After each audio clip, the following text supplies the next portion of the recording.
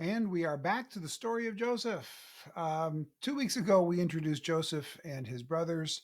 And then last episode, we had that very strange but important episode with Judah and Tamar and all of the kind of icky stuff that happened in that. But it helped to keep the lineage intact so that we can eventually in the Bible get to David and eventually, of course, most importantly, get to Jesus and his genealogy.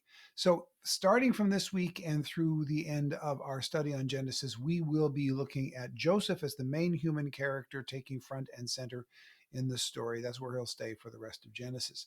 So far, as we've seen in his story, he's the youngest of 10 brothers. Eventually, there'll be one after him. Actually, by now, there is one after him named Benjamin who will play a very big role in the story in the next few chapters. So far, he has received the coat from his father because he's the father's favorite, a coat that makes him the leader of the brothers. He has these dreams in which he's the leader of the brothers, and not just the leader, but he sees his brothers bowing down to him. That makes them even angrier with him to the point where they hate their younger brother.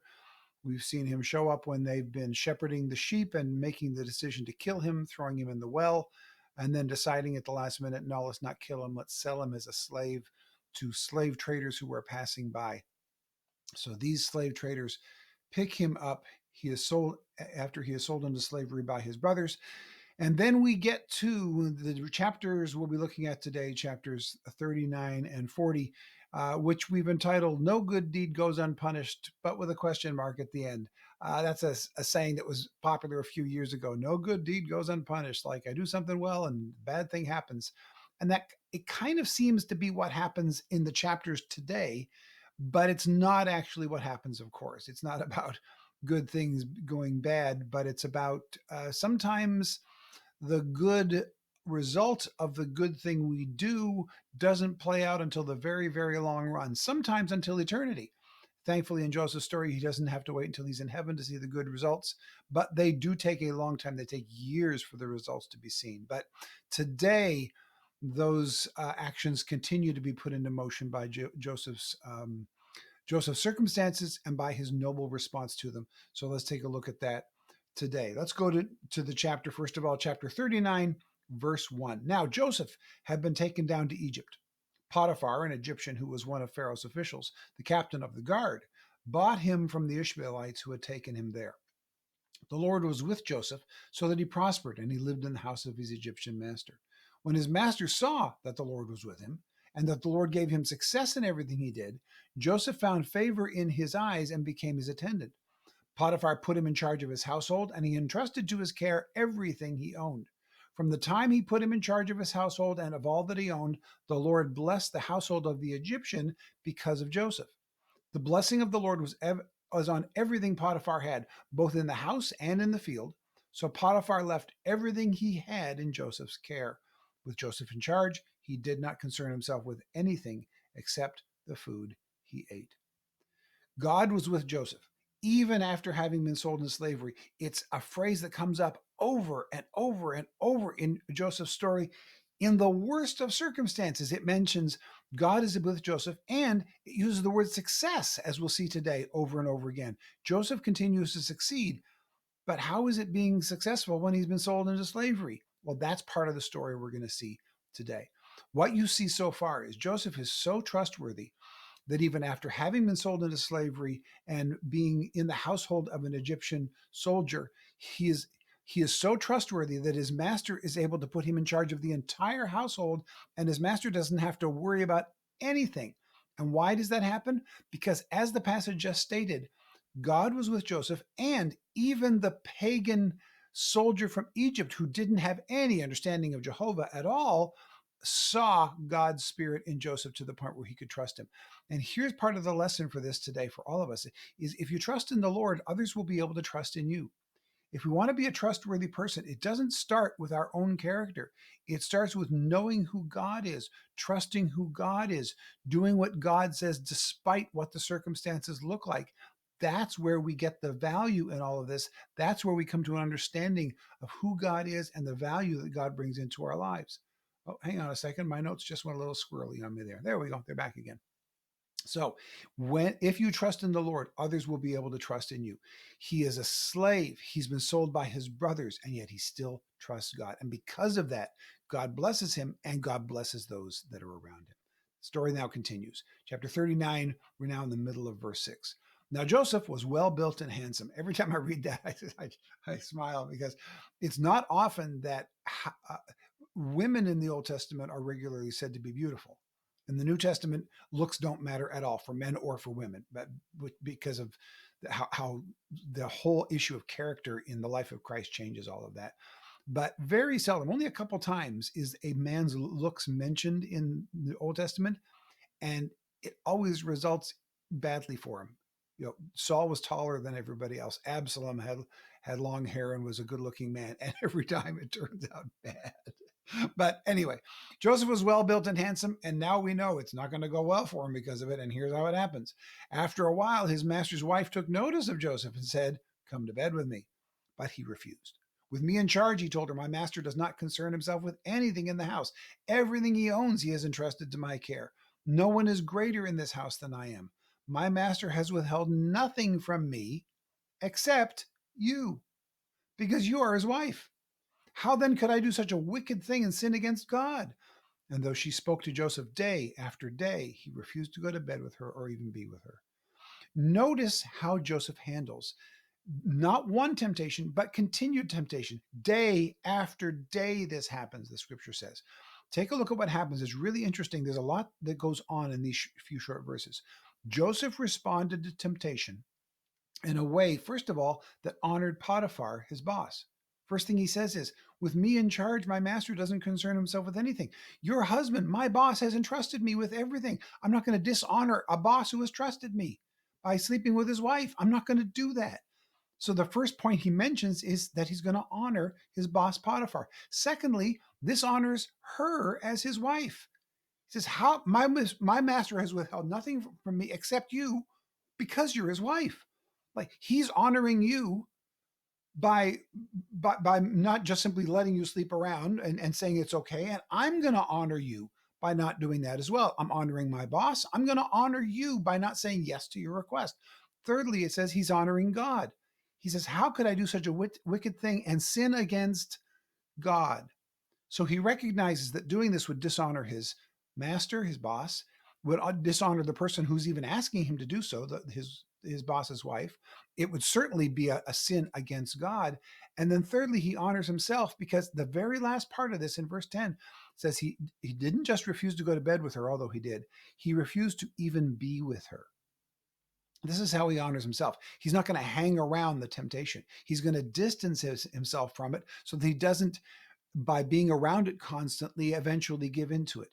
So it's an amazing thing. In a few short verses, he shows honor to his master. He shows honor to his master's wife. He shows honor to God, and he even honors his own self by putting himself at a distance from the temptation. It's an extraordinary response, and it's such a great response in our own lives and the temptations that we face. It may not be this kind of temptation. Hopefully, it's not, but we constantly face temptations.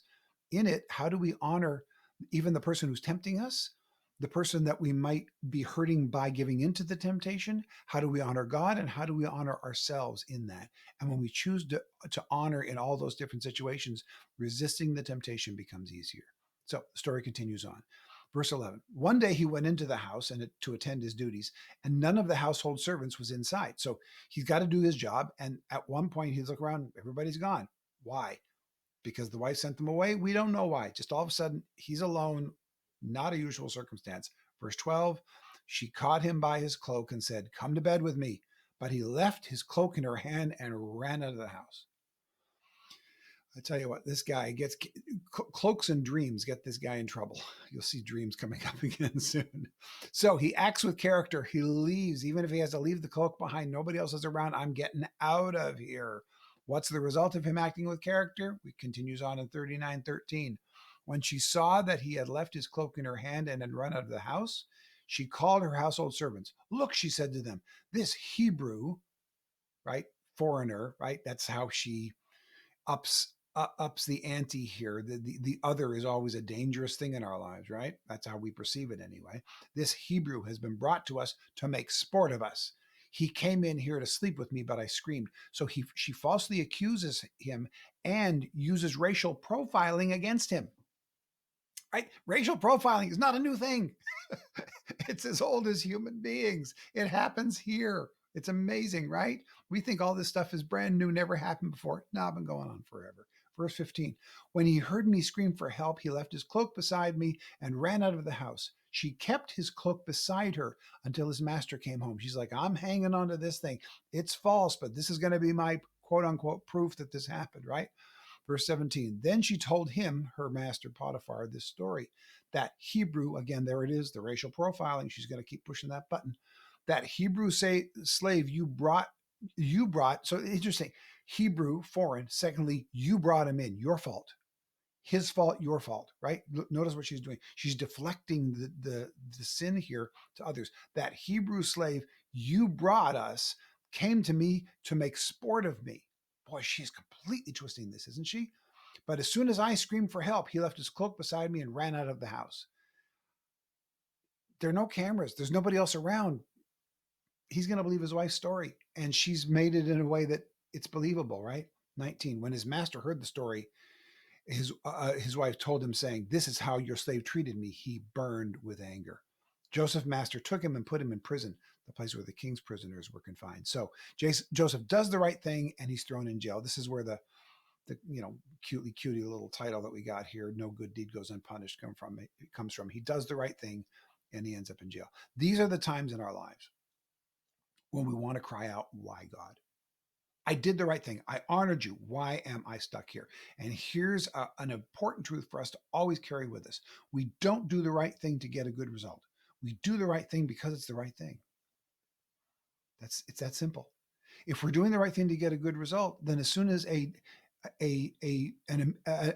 result that seems negative in the immediate, I stuttered there because I wanted to make sure I got it right. I didn't want to say a bad result. It isn't necessarily a bad result. It just appears bad at the moment. But it's amazing how often why do I keep doing the right thing? Bad things keep happening to me. We do the right thing because it's the right thing, even if we don't get a positive outcome every time. So if that's the case, why hasn't God set it up so that if you do the right thing, you get a positive result, and if you do a bad thing, you get a negative result? Wouldn't that be easier? No. Here's why. Imagine if every time you did the right thing morally, you got a positive result in the material world.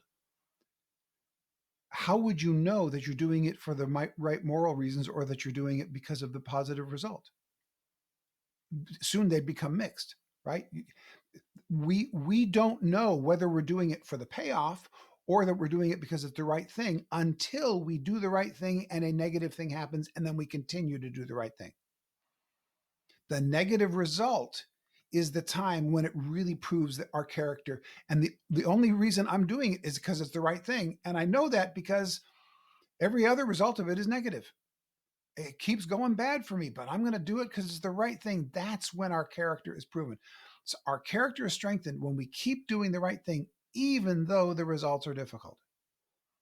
If every time we did the right thing, we got a positive result, those things would get mixed. It's doing the right thing in the difficult season that builds our character. It's the times when the immediate results are hard that it tests our motivation and that it proves that our motivation is to do the right thing. The right thing has to be its own reward. All right, continuing on, middle of verse 20 of chapter 39. But while Joseph was in the prison, the Lord was with him. He showed him kindness and granted him favor in the eyes of the prison warden. The warden put Joseph in charge of all those held in the prison, and he was made responsible for all that was done there. The warden paid no attention to anything under Joseph's care because the Lord was with Joseph and gave him success in whatever he did. Do those verses sound familiar? Like from what we just read? It's almost a duplicate wording from him being in Potiphar's house, right? Potiphar saw the Lord was with him. Potiphar saw whenever he entrusted anything to Joseph, things went well. So Potiphar entrusted everything to him. The warden sees that God is with him. The warden sees that any time he entrusts anything to Joseph's care, thing goes well. So the warden entrusts everything to Joseph's care. And in both situations, God gives him success in what he does. It's an exact repeat. His circumstance in the natural keeps dropping. From favored son to hated brother to sold into slavery to accused of rape to thrown in prison. I mean, it keeps dropping, right? But every time, even when his circumstances drop, his character keeps coming and God keeps giving him honor and success and finding people who trust him because he's trustworthy. Now, what is the success that he has in everything he does? He's in prison. How is this successful? The success is not his circumstance. The success is the fact that he stays a man of character. Joseph, in this particular situation, Joseph's success is not that he's put in charge. He's in charge in the prison. He's a prisoner still. So his circumstance is not the result, is not the evidence of his success. His success is not that he's put in charge. His success is that his character stays strong, so strong that the warden trusts him. That's the success. It's about character and not his circumstance. His circumstance keeps getting worse, and God keeps calling him successful. Right? It's bizarre. Now, in our heads, we go, oh, yeah, he's successful because we know the end game. Eventually, he's going to be the second person in charge of Egypt. Spoiler alert, right? But if you don't know that story, reading it so far and going, God keeps giving him success while his circumstances keep getting worse, it's strange. And it's not success because of the eventual change of circumstances. It's success because he stays a man of character even when things go badly. We have to regularly, every day, calibrate our thinking to the mind of Christ, because every other voice in our lives is going to tell us to compromise on this. It's going back, right? People in our lives, well, your job keeps not paying so well. Why do you stay with it? Hey, that keeps going badly for you. Why just tell a little lie so you'll get the extra, extra pay from work so that you'll sell more stuff if you just simply say the product is better than it is, right? There's constant compromises that we're being asked to do. Just cheat a little bit on your taxes. The government takes too much anyway, right? We're constantly being told to compromise. And we're being told to compromise because the immediate result of it will be positive. Otherwise, we wouldn't be asked to compromise. So financially, politically, relationally, we're constantly being asked to compromise. And that's where, as God's people, we have to step up and say, no, despite the immediate circumstances, I'm going to do the right thing, because in the long term, it's just simply the right thing to do. All right, continues on now. We jump from chapter 39 to chapter 40. Chapter 40, verse 1. Sometime later, the cupbearer and the baker of the king of Egypt offended their master, the king of Egypt, also known as Pharaoh. Verse 2. Pharaoh was angry with his two officials, the chief cupbearer and the chief baker, and put them into custody in the house of the captain of the guard in the same prison where Joseph was confined. That makes sense because Joseph was in the prison, was in the king's prison because he had offended the king's captain of the guard. So they're all going to be in the same place, right? I put them in house of the captain of the guard, the same prison where Joseph was confined. There we go. Verse 4. The captain of the guard assigned them to Joseph, and he attended them. So he now is overseeing these two people who have been very close to Pharaoh. Middle of verse 4. After they had been in custody for some time, notice so far, it's now said sometime later, and now they've been in custody for some time. There's a long passage of time. We'll get to that in a moment, why this matters. After they had been in custody for some time, each of the two men, the cupbearer and the baker of the king of Egypt, who were being held in prison, had a dream the same night, and each dream had a meaning of its own. When Joseph came to them the next morning, he saw that they were dejected. So he asked Pharaoh's officials who were in custody with him in his master's house, "Why do you look so sad today?" "We both had dreams," they answered, "but there was no one to interpret them." Then Joseph said to them, "Do not interpretations belong to God? Tell me your dreams." Right? Dreams and coats keep coming back up in Joseph's life. So, but you'll notice his response. Joseph did not say, "Oh, I can interpret dreams. I've had dreams of my own before and I know what they meant." No. Do not interpretations belong to God. God alone can provide the interpretation. So I'm going to go to God and I'm going to ask, tell me your dreams. Remember, this goes back to one of the foundational rules of all Bible study. Joseph's life here reminds us again of this rule. Joseph's life reminds us that God is the hero of every Bible story. And the wonderful thing about Joseph is, as he's living his story, as he's living his life, he doesn't have to wait to get to the end and look back and go, wow, God really was in that. In the middle of it, in difficult circumstances, he goes, God's in charge here. Let's go to him and ask. And that's where we ought to be in our lives. We shouldn't have to wait until the end to look back and say, oh, wow, God was really in that. We should, in the middle of it, even when we don't see what God is doing, go, God's in charge of this somehow. I don't know how yet. I can't see it. I don't have his perspective, but I know that God's in charge here. So I'm going to continue to honor God. That's what Joseph does here. It's one of the reasons why he's such an extraordinary person and why we spend so much time, or the Bible spends so much time in his life because of decisions like this. So it continues on. Chapter 40, verse 9. So the cupbearer told Joseph his dream. He said to him, in my dream, I saw a vine in front of me, and on the vine were 3 branches. As soon as it budded, it blossomed, and its clusters ripened into grapes.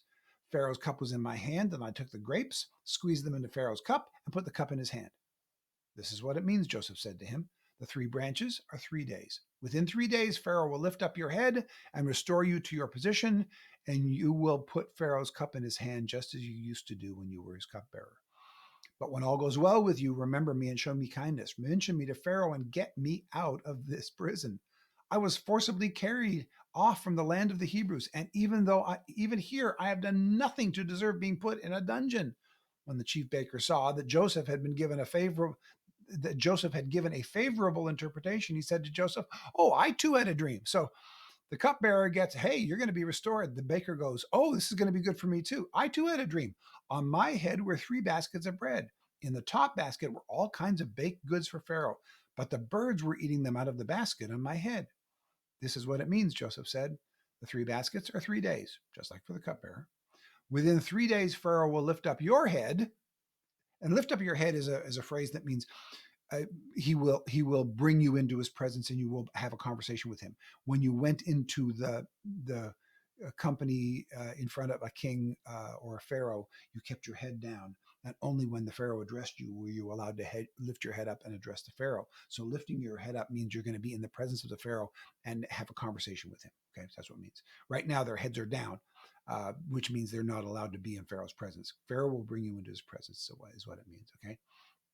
Within 3 days, Pharaoh will lift up your head and impale your body on a pole, and the birds will eat away your flesh. Oh, 2 very, very different results, right? He interprets their dreams. Both of them are going to have 3 days. Both of them are going to be brought into Pharaoh's presence. The cupbearer is going to be restored to his previous job.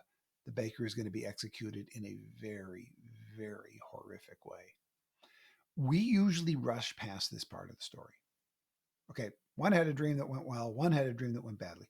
But I want to pause here because there's something about this that really matters. There's a lot that matters, but the thing I want to take a look at today is this. Joseph stuck with the truth even when the news was bad.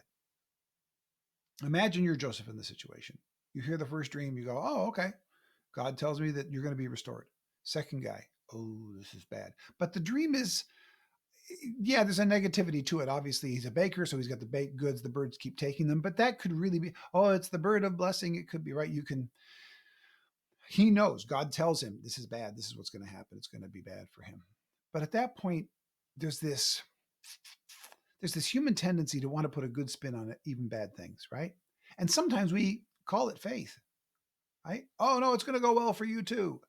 But Joseph knows the truth. It's not going to go well for him. He's going to be executed in 3 days. And Joseph tells him the blunt, unvarnished, straightforward truth. As people of faith, we can't give into the temptation to tell a lie and convince ourselves it's faith because we're putting a positive spin on a negative circumstance. We have to recognize the negative circumstance to begin with. Here's the truth about faith. Faith doesn't deny bad news. Faith knows that God is strong enough to overcome the bad news. You can't have a resurrection without a crucifixion. Jesus didn't tell his disciples, "Hey, guess what? There's going to be a great party because I'm going to be raised from the dead." He had to first say, "I'm going to be killed. I'm going to be crucified. I am going to leave you." That was when Peter actually said, "No, Jesus, it should not be." And Jesus was so angry at Peter for denying the negative crucifixion that he looked at Peter and said, "Get behind me, Satan." That's what that came from. The phrase "get behind me, Satan" came from Peter trying to put a positive spin on Jesus' news that he's going to be crucified. Because Jesus is going, "Don't tell me I'm not going to be crucified. I can't be resurrected if I'm not crucified." You got to go through the crucifixion to get to the resurrection. So we have to accept the negative news as well as the positive news. It's not faith to deny the negative. It's faith to say, yes, the negative is coming, but greater is he who is in us than he who is in the world. That's what Joseph does here. Now, can you imagine what would have happened if Joseph, just to be nice, had softened the interpretation? 3 days from now, the cupbearer would have been restored, but the cupbearer would have gone, oh, but it didn't go the way Joseph said for that guy. I guess Joseph just flips a coin and he got 50-50 on this one, which would have meant later on when Pharaoh has a dream, still yet to come in the story, right? Do you think at that point the cupbearer would have gone, oh, I know a guy who can interpret dreams? No, he'd have forgotten Joseph because he'd have gone, oh, he was just guessing, and he got it 50-50 on this one. That's just how chance works out, right? He would not telling the truth here, even to spare somebody's feelings, would have been a problem. The truth always wins out. We've always got to tell the truth. That's part of what being a person of character means. Now, chapter 40, verse 20. Now, the third day was Pharaoh's birthday. Oh, sorry. Oh, yeah, there we go.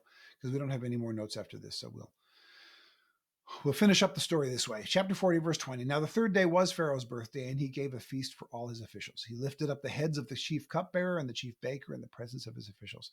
He restored the chief cupbearer to his position so that he once again put the cup into Pharaoh's hands. But he impaled the chief baker, just as Joseph had said to them in his interpretation. The chief cupbearer, however, did not remember Joseph. He forgot him. So, both dreams happen exactly the way Joseph says, or the way God had told Joseph. And now Joseph has a friend who is as close to the most powerful man on earth, Pharaoh, as anybody could possibly be. Cupbearer doesn't just simply mean he brings him his drink. The cupbearer was the food taster. The cupbearer tasted everything, not just what was in the drink, but tasted every piece of food on Pharaoh's plate in the presence of Pharaoh to show that it was not poisoned. The cupbearer didn't just bring the food out, because the cupbearer had to taste it first. The cupbearer was with the food every step of the way. The cupbearer went down to the ship in the morning to get fresh fish. The cupbearer was with people in the fields collecting the wheat and preparing the wheat to make the bread. The cupbearer was there when the bread came out of the furnace, when the wine was taken out of its barrel after having been fermented. The cupbearer was there when the cook was cooking and saw every single ingredient. The cupbearer was there when the cook went to town to get the ingredients, including the spices. The cupbearer was there every step of the way and would have tasted it in the kitchen before it came out every step along the way. So the cupbearer didn't just bring up the cup and hand it to him. The cupbearer did all of that, spent time in Pharaoh's presence. The cupbearer had to be the most trustworthy person in the place, because if the cupbearer wanted to deceive Pharaoh because somebody wanted to poison Pharaoh, he could somehow, put the poison in one half of the potatoes and take his sample from the other half of the potatoes, right? Something like that. He could, like in Princess Bride, spend years working up an immunity to the poison so that he could drink the poison and not be killed, right? That could happen. So he had to be very close to Pharaoh. He had to be completely trusted by Pharaoh. So he now is and Joseph, of course, knows this. So when the cupbearer goes, he says, remember me, you've got Pharaoh's ear. Pharaoh trusts you more than anybody else on earth. Remind Pharaoh that I'm here and that I shouldn't be here. And then what happens? He forgets him. He forgets him. And as we'll find out next week, he forgets him for 2 full years. Usually we rush to the next part of the story. I'm cutting off the study today and waiting a week for it to get to the next one, because maybe the passage of a week, or even if you're watching this later, the fact that you got to stop this and start a new video gives us some sense of the passage of time of Joseph. We're going to leave Joseph in prison for a week to maybe give us some sense of what it was like to be left in prison for 2 years. So later, next week, we're going to see that Pharaoh has a dream. He can't even remember what the dream is, let alone what the interpretation is. Finally, the cupbearer will remember Joseph. Finally, Joseph himself will be in front of Pharaoh. And finally, his immediate circumstances will make a huge change for the better. And we will start to see this story make a big, big and interesting and fascinating shift. We'll see that next week, and we'll walk through the rest of the story of Joseph over the next few weeks together. See you soon.